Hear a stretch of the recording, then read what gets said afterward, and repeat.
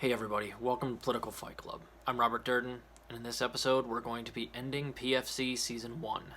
It was about a year ago today that I got the idea and got the iPhone and set up downstairs in my basement just to talk shit to politicians. It's been about 51 weeks since my first episode, and it has been a hell of a ride. We're going to do a recap here real quick of Season 1, and I'm going to crown a few champions. And then I'm going to back away for a while. I need a little bit of time to get my head right. When you go through something like this and read 5 to 10 articles, sometimes more a day about what's going on in America, especially considering how horrible it's been over the last year, it takes its toll emotionally. So I need to, for mental health reasons, take a break from social media and YouTube. But I will be back.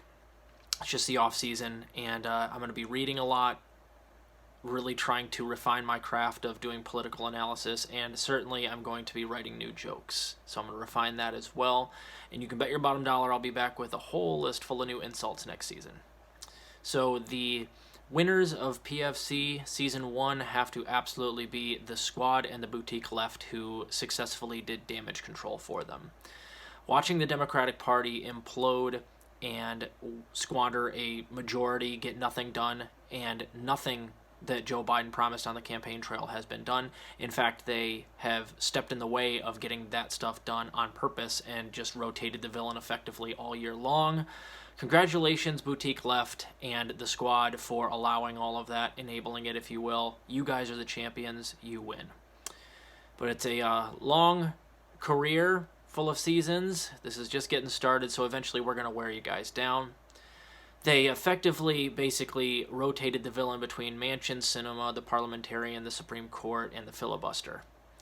The squad, could have been voting as a bloc and doing Tea Party tactics to force Biden to do a number of things, even things that don't require Manchin and Cinema, like executive orders, that they have not done.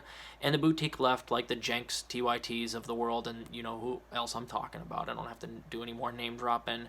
They have successfully managed to keep everybody focused on Manchin and Cinema and making sure that the squad takes no blame whatsoever, even though they got zero done.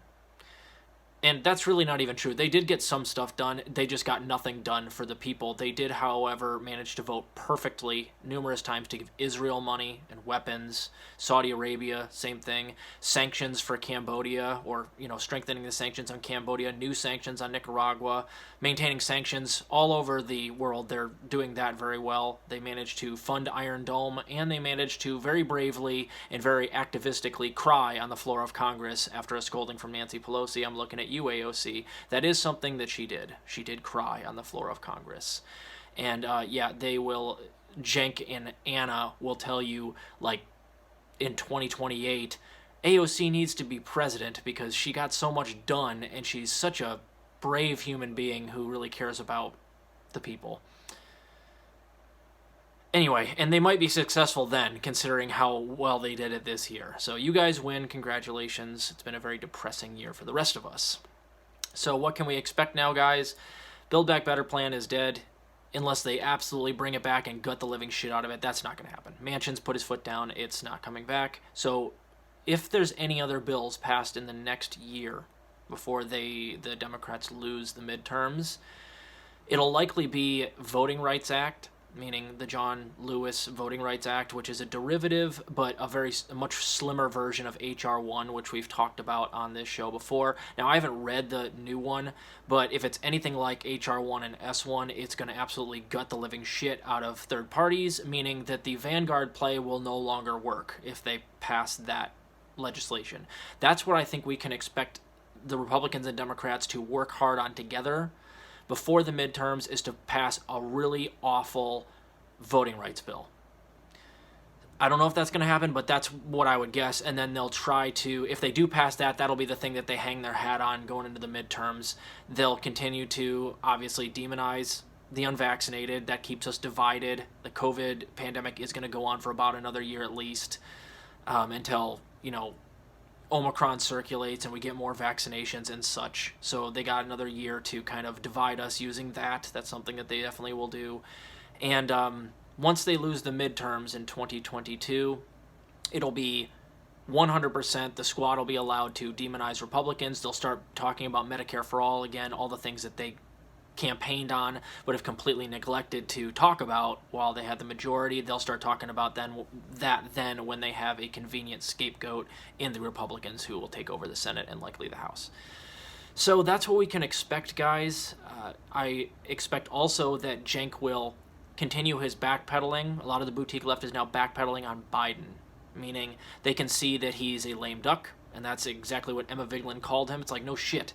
We all told you that he was going to be a lame duck and he was going to set up Donald Trump to dunk on everybody in 2024, and you're like, vote blue no matter who. We'll push Joe left. We know who you are. Shut the fuck up. Shut the fuck up. All of you guys are idiots. We know that you said these things because you tweeted them.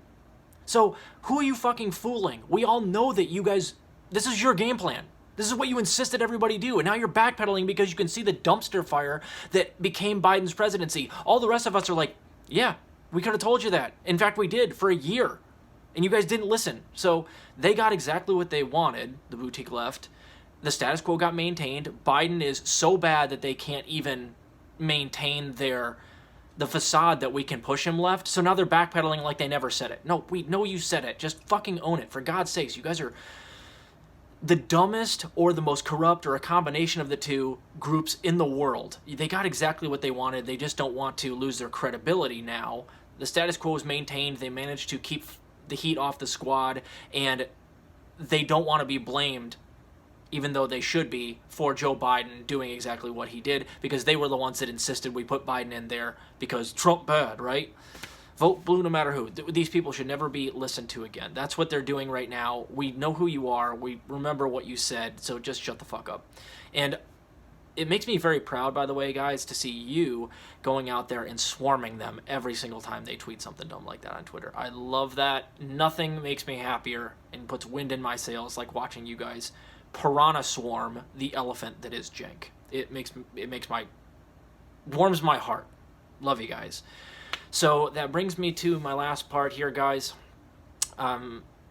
Congratulations to the boutique left and the squad for doing nothing, maintaining the status quo, and not getting torched your first year.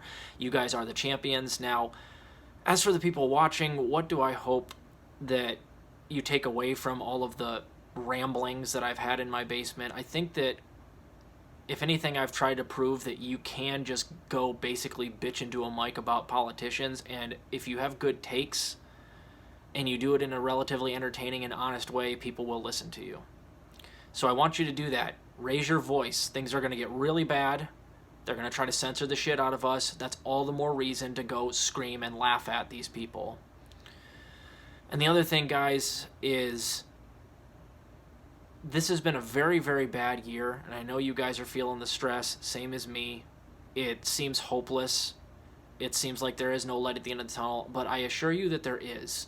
But we're never going to get there. We're never going to get what we want unless you guys get really fucking angry. Get so mad that you have to vent. You take this abuse that you're getting right now, this trauma, and try to turn it into something constructive, even if that is just anger aimed at politicians and the people that enable politicians. Do what I've done. That's what makes me feel better, and I think it will make you feel better too. Get really fucking mad. If we don't, nothing is ever going to change.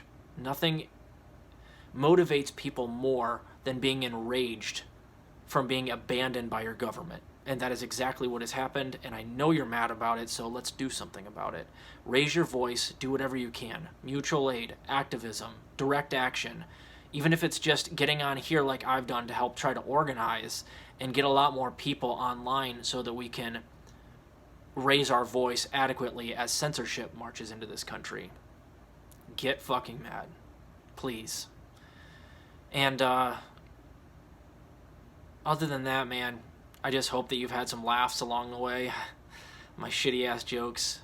I know I have. It's been a lot of fun, and I don't think I could have made it through this year, certainly not in the state I am right now, without you guys. It's been very, very therapeutic. The only thing that has made me depressed lately is just that nothing has happened except for bad stuff, and the Democrats have allowed it every step of the way, so that's what's really taken me down, is like, now we officially know that we are alone. They are not going to help us, but we can accept that.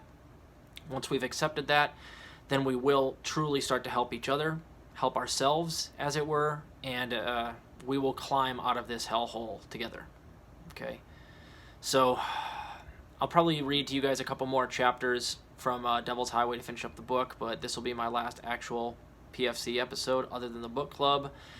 And I don't know when I'll be back, but I will be, and as you guys know, I'm a man of my word.